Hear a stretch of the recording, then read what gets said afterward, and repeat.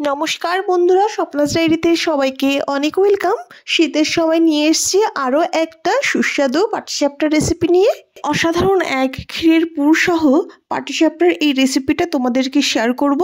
তো বন্ধুরা, পুরো ভিডিওটা দেখার অনুরোধ রইল। আশা করি তোমাদের ভালো লাগবে। দেখে তোমরা হয়তো বুঝতেই পারছো পাটিসাপটাগুলো কিন্তু বেশ নরম হয়েছিল আর খেতেও তেমনি সুস্বাদু। তবে এই পাটিসাপটার রেসিপিটা আমি কিভাবে করেছি প্রথম থেকে শেষ পর্যন্ত পুরোটা দেখে নাও। এখানে আমি কাচের যে বাটিগুলো হয় সচরাচর সেই বাটির এক বাটি নিয়েছি সুজি, আর সেই বাটির এক বাটি নিয়েছি ময়দা। তোমরা যে বাটি ইউজ করবে বা কাপ ইউজ করো সব এক বাটির মাপ করে পুরো ময়দা আর সুজিটা নেবে। অবশ্যই বুঝতে পেরেছো আমি কি বললাম। তো এক মাপ করে নেওয়ার পর দিয়ে দিয়েছি পরিমাণ মতো গুড়। এখানে এক বাটি মতো গুড় লাগবে। সঙ্গে কিছুটা দুধ দিয়ে হাত দিয়ে একটু প্রেসার দিয়ে গুড়টাকে বেশ ভালো করে মিশিয়ে নেব।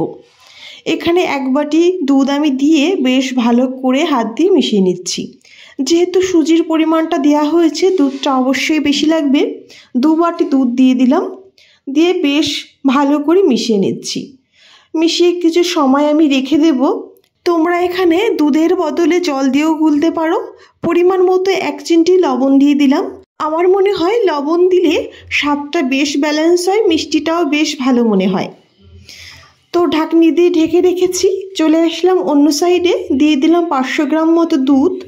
দুধটা বেশ জাল উঠে আসছে। তারপর এখানে নিয়ে নিচ্ছি কিছুটা চালের গুঁড়ি, যে দানাটা একটু মোটা সুজির আকার, তাই এখানে দিচ্ছি।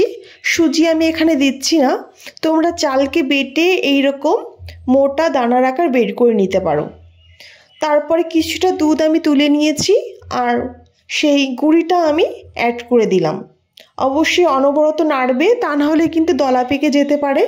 দেওয়ার কিছুক্ষণ পরই কিন্তু দেখবে দুধটা গাঢ় হয়ে আসছে আর বেশ একটু সুজির আকার চলে আসছে। 2 থেকে 3 মিনিট পরেই বেশ গাঢ়ত্ব চলে আসছে।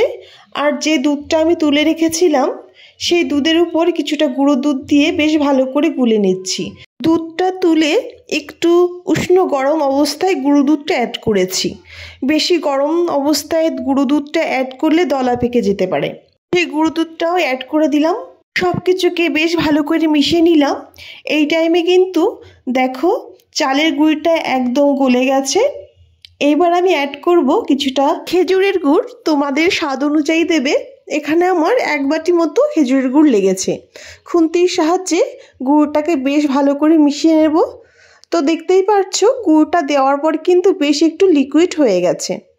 একটু নেড়ে চেড়ে গুড়টাকে বেশ গলিয়ে নিয়ে এখানে আমি এবার অ্যাড করছি কিছুটা নারকেল কোড়া, যেটা আমি আগেই কুড়িয়ে রেখেছিলাম। দেখতেই পাচ্ছো কালারটা কিন্তু বেশ আসছে আর দুধটা গাঢ় হয়ে আসছে। এখানে আমি একটা নারকেলকে কুড়িয়ে রেখেছিলাম। তো সব নারকেলটা দিয়ে বেশ ভালো করে মিশিয়ে নেব।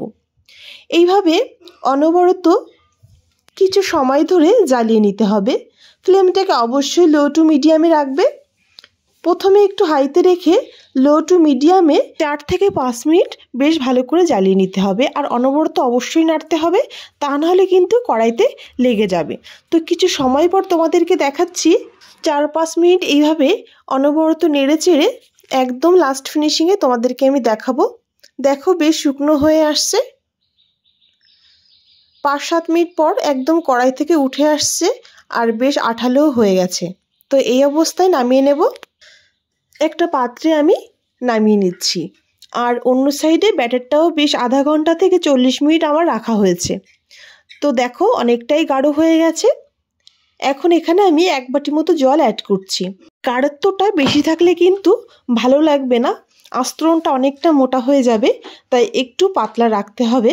দেখতে পাচ্ছ হাতার গায়ে কিন্তু ব্যাটারটা বেশ লেগে আছে। খুব পাতলাও হবে না আর একদম মোটাও হবে না। ফ্রাইং প্যান বসিয়ে দিয়েছি। বেশ ভালো গরম হয়ে গেলে হাই টু মিডিয়ামে আঁচটাকে রেখে কিছুটা তেল ব্রাশ করে নিলাম।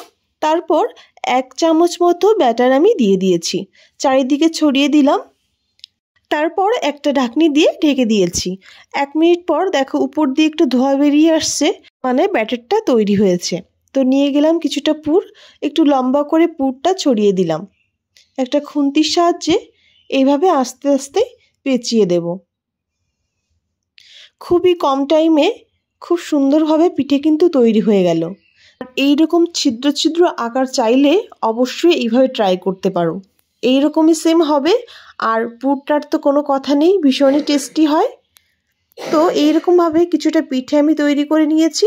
আর একটা পিঠে তোমাদের একইভাবে তৈরি করে দেখাচ্ছি। তো দেখতেই পাচ্ছ সেই এক হাতা দিয়ে বেশ চারিদিকে ছড়িয়ে দিলাম। তারপর একটা ঢাকনি দিয়ে ঢেকে দিয়েছি। 1 মিনিট পর ঢাকনি তুলে আবার পুরটা দিয়ে একটা খুন্তির সাহায্যে পেঁচিয়ে নেব।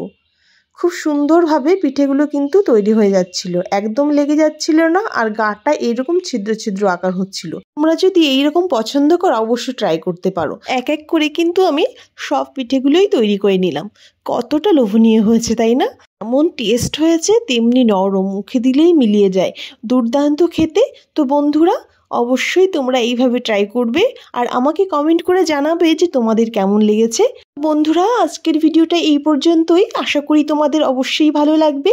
তো পুরো ভিডিওটা দেখার জন্য অনেক ধন্যবাদ। সবাই ভালো থেকো, সুস্থ থেকো।